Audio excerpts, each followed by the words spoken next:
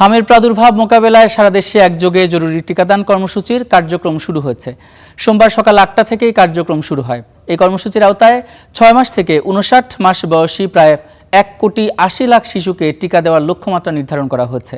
স্বাস্থ্য ও পরিবার কল্যাণ মন্ত্রী সরদার মোহাম্মদ সাখাওয়াত হোসেন সকাল ৮:৩০টায় নারায়ণগঞ্জের রূপগঞ্জ উপজেলার জিন্দা পার্কের লিটল অ্যাঞ্জেল সেমিনারিতে এই কর্মসূচির উদ্বোধন করেন। ১৮ জেলার ৩০ উপজেলা ও ৪ সিটি কর্পোরেশন সহ সব এলাকা মিলিয়ে প্রায় ১,৮০,০০,০০০ শিশুকে এই কার্যক্রমের আওতায় টিকা দেওয়া হবে। আগামী ৪ সপ্তাহ শুক্রবার ও সরকারি ছুটির দিন ব্যতীত প্রতিদিন সকাল ৮টা থেকে বিকেল ৩টা পর্যন্ত দেশ জুড়ে এই কর্মসূচি চলবে। হামের টিকা উদ্বোধনের আগে স্বাস্থ্যমন্ত্রী বলেন, বিগত ফ্যাসিস্ট সরকার ব্যাংকগুলো খালি করে রেখে গেছে, ফান্ডের দুর্বলতা সত্ত্বেও পরিস্থিতি সামাল দিতে পেরেছে। The last two governments, বিশেষ করে the fascist government, those who had been elected at night instead of the voting in the day, they looted the finance of the country.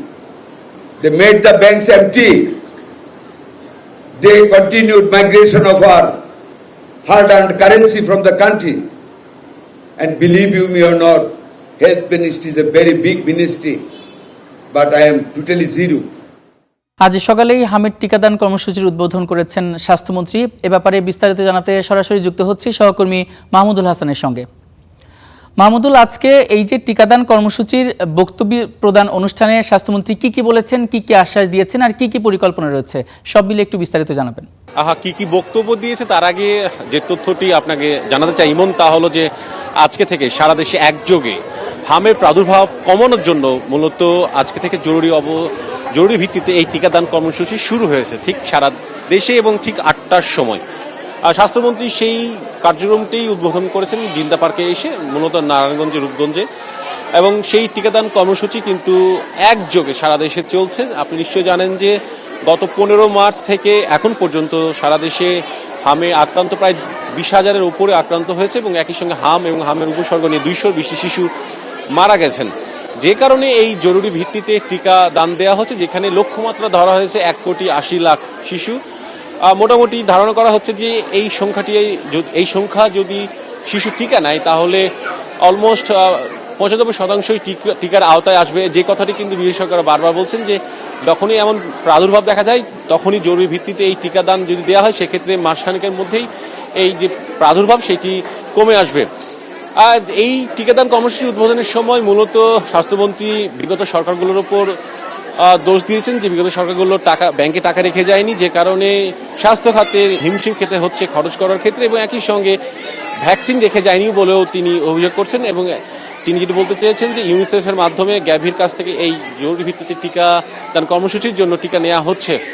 এবং এর পরবর্তীতে অর্থাৎ এই উদ্বোধনী অনুষ্ঠানের পর স্বাস্থ্যমন্ত্রীর কাছে গণমাধ্যম কর্মীদের বেশ কিছু প্রশ্ন ছিল। সেখানে প্রশ্ন করা হয়েছিল যে বিশেষজ্ঞরা বলছেন যে এই বর্তমান পরিস্থিতিকে মহামারী ঘোষণা করে জরুরি অবস্থা ঘোষণা করার একটা সুপারিশ করছেন। মন্ত্রী এই সুপারিশটি আসলে খারিজ করে দিয়েছেন যে হামের যে এখন প্রাদুর্ভাব চলছে বা যে পরিস্থিতি বিরাজ করছে সেখানে মহামারী বলা যাবে না, এবং একই সঙ্গে জরুরি অবস্থা ঘোষণা করার মতো এখনো সেই পরিস্থিতি হয়নি বলে তিনি মনে করছেন। এছাড়া একটি বিষয় জানিয়ে রাখতে চাই যে হামের যে টিকাদান কর্মসূচি সেটি ইপিআইয়ের মাধ্যমেই সারা দেশে এই কর্মসূচি চলছে, যেখানে যেসব কেন্দ্রে মূলত টিকা দেওয়া হয় সেই সব কেন্দ্রেই কিন্তু বাচ্চারা টিকা পাবেন। এবং একই সঙ্গে স্থানীয় পর্যায়ে সিটি কর্পোরেশন বা লোকাল স্থানীয় যে সরকার আছেন, ইউনিয়ন পরিষদ কিংবা পৌরসভা, তারাও চাইলে নিজস্বভাবেও তারা এই টিকাদান কর্মসূচি তারা বন্টন করতে পারেন, এবং স্থানীয় পর্যায়ে এই ব্যবস্থাটি করা হচ্ছে বলে মন্ত্রী জানিয়েছেন।